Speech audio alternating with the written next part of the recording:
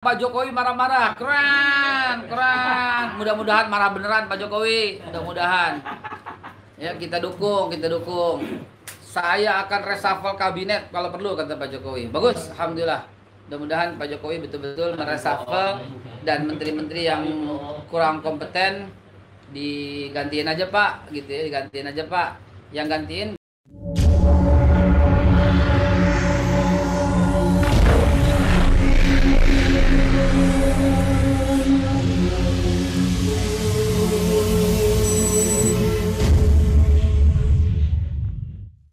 nih. Nah, teman-teman, teman-teman sekalian, saya lagi, teman-teman sekalian, kok nggak kelihatan semua? Kurang jauh kali ya? Ininya kurang dekat sini. Nggak, tunggu, nggak apa-apa, kalau kurang jauh biarin. Minta tripod yang udah saya lakbanin, mana ada nggak di situ? Yang, itu tuh. Udah, pul. Itu udah saya mau buang tuh. Ini terakhir saya pakai sini. Habis ini dibuang ya. Dibuang, dipatah-patahin dikit-dikit ya. Ini paling parah ini. Jangan dibeli lagi yang kayak begini ya. Udah parah, nggak bisa turun sendiri gitu loh. Udah diakalin gimana pun nggak bisa juga. Nggak bisa. Oh ini putar, udah diputar kencang nih. Begitu taruh, turun lagi. Ya, jadi ya kalau beli yang bermutu dikit lah, yang bermutu, jangan yang kacangan kayak gini lah gitu ya. Ini namanya kacangan. Ini udah kacangan, udah kacangan, udah pasti kacangan. Nah ini teman-teman sekalian, ini lah, Stanley belum kelihatan. Gadisnya cuma satu dan Belum kelihatan sih. gadis. Coba diatur. Diatur. Belum kelihatan Paki. Pakai kelihatan. Oh, Henry malah. Itu dia. Jadi kalau ada Sherly, Pak Henry hilang. Kalau ada Henry, Sherly hilang. Berarti kurang mundur sedikit. Lo kesinian lah ya. Muka gue yang hilang. Pak Kadir aja. Nah ini dia. Nah ini kita lagi kumpul-kumpul membahas beberapa hal. Teman-teman nggak ada yang ngomongin sih, cuma lagi ngetes aja. Mudah-mudahan nggak ada mudah-mudahan, yang penting kita semua sehat aja. Iya, kita hari ini ngebahas RUU HIP. Yang lagi marah nggak dibahas. Bukan. Oh iya, Pak Jokowi marah-marah, keren. Mudah-mudahan marah beneran Pak Jokowi, mudah-mudahan. Ya kita dukung. Saya akan reshuffle kabinet kalau perlu kata Pak Jokowi. Bagus, alhamdulillah. Mudah-mudahan Pak Jokowi betul-betul mereshuffle dan menteri-menteri yang kurang kompeten digantiin aja Pak, gitu ya, digantiin aja Pak. Yang gantiin jalur akademik aja Pak, ya, yang pinter-pinter, jangan jalur politik, jangan lagi jadi partai-partai balas budi Pak. Makasih Pak Jokowi, mudah-mudahan Bapak sehat terus walafiat dan lihat menyaksikan perbaikan. Iya, didoain terus. Padahal bener nggak bohong.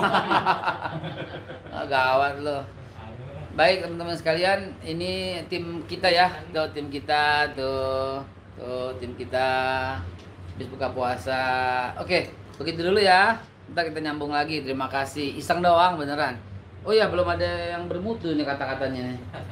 Yang bermutu tuh begini. Marah itu perlu bagi Pak Jokowi, karena beliau marah karena nggak ada perbaikan. Sudah 6,4 juta orang di PHK tapi belum kelihatan signifikannya, begitu kan. Marah itu perlu bagi Pak Jokowi karena asistennya yang bantuin dia di bawahnya itu membiarkan eskalasi rakyat semakin tinggi. Contohnya, dari pihak yang satu siap serbu, dari pihak yang lain saya bunuh atau dibunuh. Nah ini menteri-menterinya tuh nggak bantuin dia gitu loh.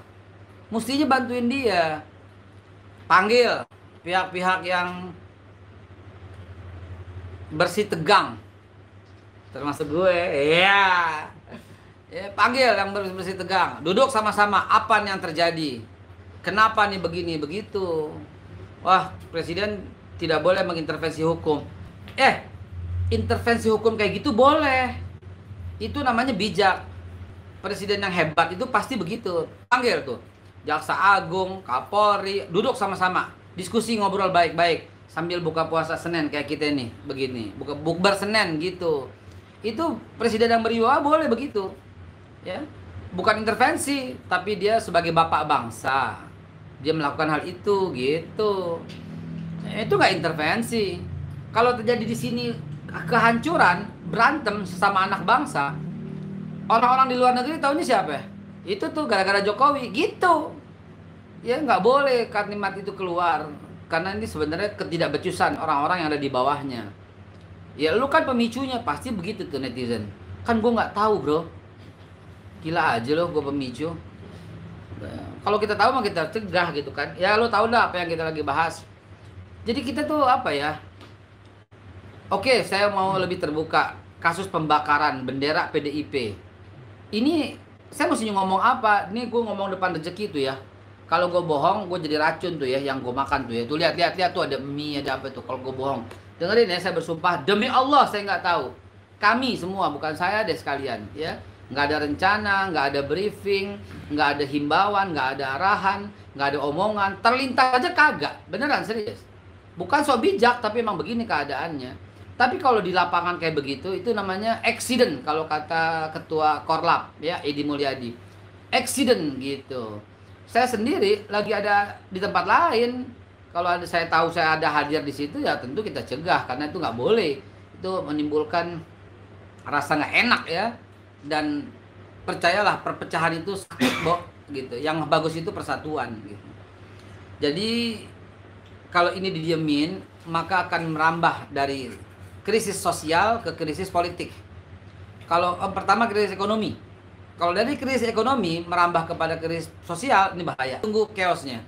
Dan kalau ini terjadi, yang rugi siapa? Yang rugi kita semua. Dan yang paling rugi yang 80% penduduk Indonesia.